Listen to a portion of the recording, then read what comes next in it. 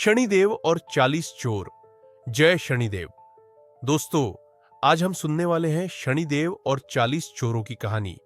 क्या हो अगर एक निठल्ले और कामचोर आदमी को राजा 7 चोर पकड़ने को कहे, और क्या हो जब उस आदमी को खुद शनिदेव ने आशीर्वाद दिया हो? क्या वो इस आशीर्वाद का सही प्रयोग करेगा? ये सब जानने के लिए सुने आज की ये कहानी। एक बार एक गांव में एक लड़का रहता था। नाम था श्याम। श्याम ना कोई काम करता था और ना ही वो अपने जीवन में मेहनत करना चाहता था। इसी कारण किसी को उससे कोई उम्मीद नहीं थी। दिन भर नीम के पेड़ के नीचे पड़ा रहता, कभी आसमान देखता, कभी मिट्टी में लकीरें खींचता। गांव के लोग कहते थे, इससे बड़ा निठल्ला इंसान हमने नहीं देखा। मां समझाती तो चुप रहता, गांव वाले ताने मारते तो मुस्कुरा देता। लेकिन एक बात अजीब थी, वो शनिदेव में बहुत आस्था रखता था। हर शनिवार श्याम चुपचाप सरसों के तेल का दीपक जलाकर पीपल के नीचे बैठ जाता था। हर शनिवार वो शनिदेव को अपने दुख दर्द सुनाता था और हर शनिवार प्रार्थना करता है, शनिदेव, मैं तंग आ गया हूं सबके ताने सुनते सुनते। मुझे कोई ऐसा वरदान दो जिससे मैं जो कहूं वो सत्य हो जाए। ऐसा कहते कहते वो शनिदेव के सामने बहुत रोता था। एक शनिवार जब सूरज डूब रहा था और हवा अचानक भारी हो गई, नीम के पत्ते बिना हवा के हिलने लगे। श्याम ने आंखें बंद की और तभी एक गंभीर स्वर गूंजा, क्यों बैठता है यहां जब पूरी दुनिया तुझे बेकार समझती है?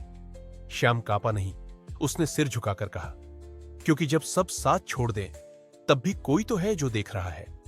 क्षण भर की चुप्पी, फिर वही स्वर, मैं तुझे वरदान देता हूं, हर शनिवार तू जो भी बोलेगा वह सत्य हो जाएगा। आंख खुली तो पीपल वही था, दीपक वही, पर श्याम अब वही नहीं था। शनिदेव के वरदान का असर शुरू हुआ। पहले शनिवार किसी ने मजाक में पूछा, अरे श्याम, कह दे आज बारिश हो जाए। श्याम हंसा और बोला, आज सूरज ढलते ही आसमान रोएगा। और सच में शाम होते ही घनघोर वर्षा। गांव सन्न। दूसरे शनिवार किसी ने कहा, बोल दे फसल अच्छी हो। श्याम बोला, इस बार अन्न घर घर भरेगा। और वैसा ही हुआ। धीरे धीरे निठल्ला श्याम अब भविष्य बताने वाला श्याम बन गया। अपना काम सिद्ध करवाने के लिए श्याम के पास अब दूर दूर से लोग आने लगे। राजा तक के कानों में बात पहुंच गई। राजा ने श्याम को बुलवाया। राजा ने श्याम की परीक्षा लेते हुए पूछा, हमारी रानी का हीरे का हार गुम हो गया है, क्या तुम इस बारे में कुछ बता सकते हो? श्याम ने कहा, रानी का हार गुम नहीं, बल्कि रानी ने अपनी सहेली रत्ना को दे रखा है, जिसे रानी जी भूल चुकी है। यह सुनकर राजा दंग रह गया और राजा ने भी मान लिया कि उसे सच में वरदान प्राप्त है। राजा ने खुश होकर उसे सोने के सिक्के दिए और बोला, मेरे पहले दिन श्याम चुप रहा। दूसरे दिन लोग ताने मारने लगे। तीसरे दिन खुद राजा को शंका होने लगी कि क्या श्याम ये काम कर पाएगा। चौथा दिन श्याम फिर भी शांत। पांचवां दिन चोरों में बेचैनी। छठा दिन चोरों ने सुना शनिवार को श्याम बोलेगा। उनकी रातों की नींद उड़ गई। उन्होंने सोचा, अगर हम श्याम से माफी मांग ले और सारा चोरी का सामान लौटा दे तो शायद वो हमें सुधारने का एक मौका दे दे। रात को सातों चोर कांपते हुए श्याम के सामने आए। हमें बचा लो, उन्होंने हाथ जोड़कर कहा, हम चोरी छोड़ देंगे।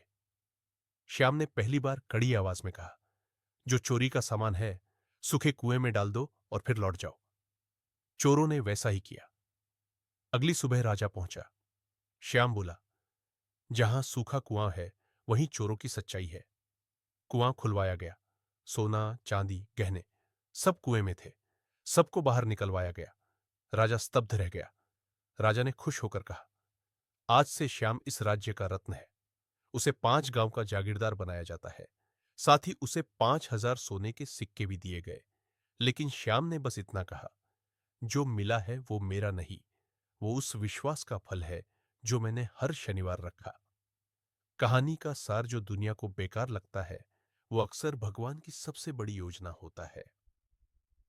और याद रखना, शनिदेव पहले बड़ी बड़ी परीक्षाएं लेते हैं ताकि तुम्हें इस काबिल बना सके जिससे आगे भविष्य में तुम बड़ी बड़ी जिम्मेदारी उठा सको और खूब कामयाब हो।